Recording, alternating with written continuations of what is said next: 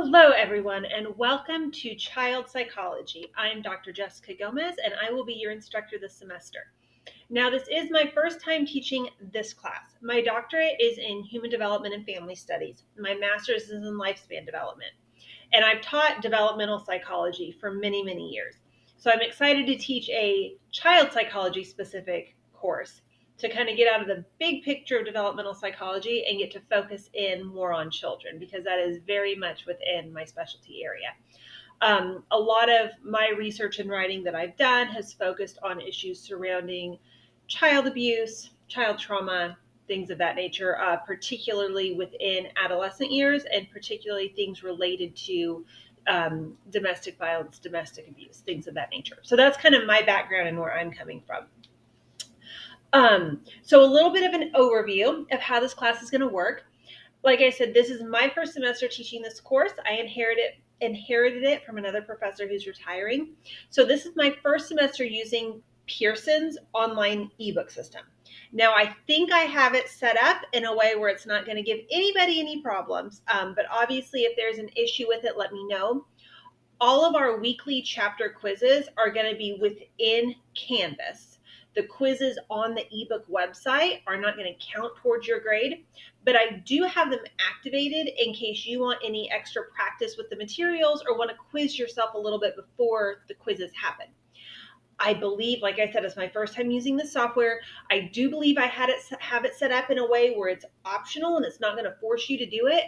But definitely, if you're reading through the textbook and one of them pops up as mandatory and it's making you do it, let me know and I will get that fixed, or I will see who I need to talk to get that fixed. So speaking of the quizzes, let me give you a little bit of an overview of how this class is going to work week to week.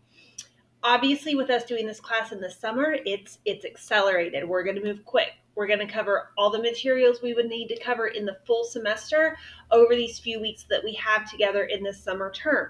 So be prepared to move pretty quickly through the materials. We're doing 2 to 3 chapters a week in order to be able to make it through our course content, which is mandated by our departmental course learning outcomes. So this isn't me. This is coming from bigger picture within our department. Every week, other than reading the textbook chapter, you're going to have 2 key activities. You're going to have a discussion board and you're going to have a quiz. So let me talk about the quizzes first, and then I'll talk about the discussion board. For the quizzes, the way I have them set up, and I have the guidelines pulled up right here next to me so I can make sure I don't tell you anything incorrectly. Each quiz will have 20 questions. They're all multiple choice. You'll have 30 minutes to complete each quiz. Now, if you need any sort of accommodation to allow more time, definitely email me that. I always work with this. So if you're working with disability services and you get extra time for any reason, let me know. We'll make it happen. So 20 questions, 30 minutes. Now, the way I do things is you will always have the option of having a second attempt on your quiz. Here are the regulations for that. You still have to do your second attempt by the due date. Quizzes are always going to be due Sunday at midnight. So if you wait until Sunday at 11:15 to do your first attempt on your quiz and you don't have time to do your second attempt, that's how it is. Both attempts are due Sunday by midnight. Your score for the 2 quizzes will be averaged together. So there's a little bit of a gamble. If you're not certain that you can increase your score, maybe stick with your first score. You also will not be guaranteed that you're going to have the same questions. I have a larger bank of questions that I have it set to randomly draw from. So you won't have the same questions each time. So just so you're aware of how that multiple attempt system works. And there will be a quiz for each chapter. So some weeks there will be 2 of these quizzes to do. Some weeks there will be 3 of these quizzes to do. And those are all very clearly linked on the course homepage, or on the weekly homepages. Make sure you start each week with that module homepage, because it's going to have all the weekly activities lined out. You can just go and click through things on that page. The other important thing to know about the quizzes is each one requires Proctorio. So you're going to need to make sure that you have, to take your quiz, a time set aside when you have a laptop with a webcam that has the system requirements to handle Proctorio. Do not plan on taking your quizzes on your phone every week. Within Proctorio, I do have it programmed where the quizzes are open book and open note. because realistically, we live in a world that you're always going to be able to look up information. The thing with that is you need to have your book already open in the tab when you start the quiz. Once you start it, you're not going to be allowed to open anything else. So have your textbook already pulled up in your tab or your course notes already pulled up in your tab. If you're wanting to take it open book, open note, if you're going to utilize that option. I will be able to see what tabs you have open. That's one of the great things about Proctorio. So don't try to be sneaky. Also, speaking of things of that nature, questions about my policy on AI use for the course. AI is a valuable tool. It's an amazing thing. A couple things to be aware of when it comes to psychology. The AI bots, because of the copyright rules, do not have access to the academic journal databases. So if you ask an AI bot, please summarize research that's been done within the last 3 years on the relationship between extracurricular activities and mental health in children, it's going to make up articles. Like, it will make up citations. It will do it very convincingly. It'll list real journals that exist. It'll name real scholars in the field. It'll be very convincing. But if you try to go back and backtrack, those articles don't actually exist because of the copyright laws. It can't give you real articles. And I say that to say this.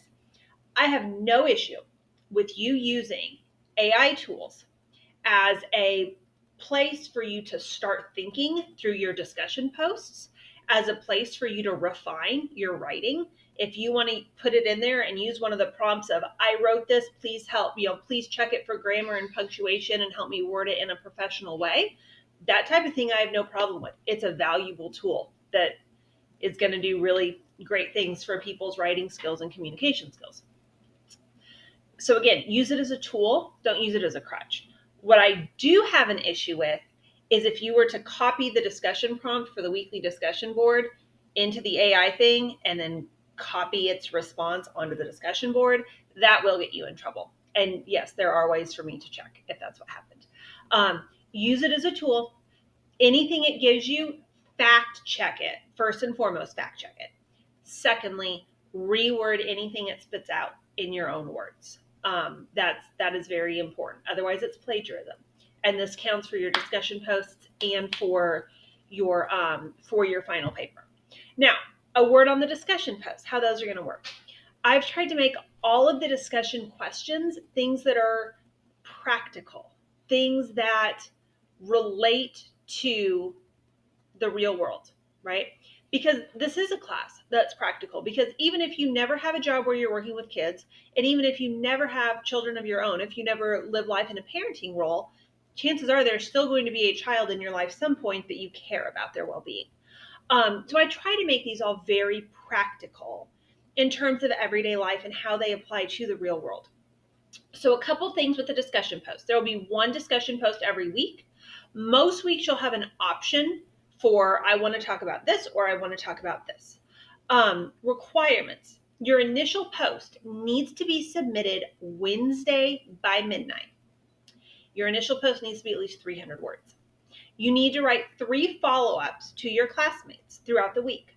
Those will need to be submitted Sunday night, and those will need to be at least 150 words. Again, I don't mind you using AI software to help you kind of come up with ideas or maybe to check your grammar or refine your writing. Do not enter a question into AI and copy paste it on a discussion board. You will fail. Like, the first time I give you a 0, the second time I give you a 0, kick you out of the class, and submit an academic dishonesty report. I've had to do it before. It's not fun for either of us. I try to make this a fun class. Have fun with it. It's not worth cheating in my class. It's not that difficult to get a good grade in my class. If you do the work, we're going to be fine. So that's the discussion boards. The last thing I want you to be aware of is what the final project for the course is. You can find that linked on the main page for Canvas. The final project for this course is you get to pick a fictional character of your choosing and analyze them with regards to the theories we're going to learn about this semester. They can either currently be a child in the series, or maybe it can be an adult character in a series or a movie that we have enough information about their childhood that you can do these analyses. And I have all the requirements for what points you're going to discuss very clearly spelled out on a page that's linked at the very top of Canvas if you go to the modules. have fun with this. I've had students use Disney characters. I've had students use Star Wars characters. Have fun with it. You're not going to do a paper. It's going to be a virtual presentation. So like a voiceover slide is what most students choose to do with it. If you don't want to use slides, you don't have to do slides. You can just sit here and talk like what I'm doing, as long as you cover the key points.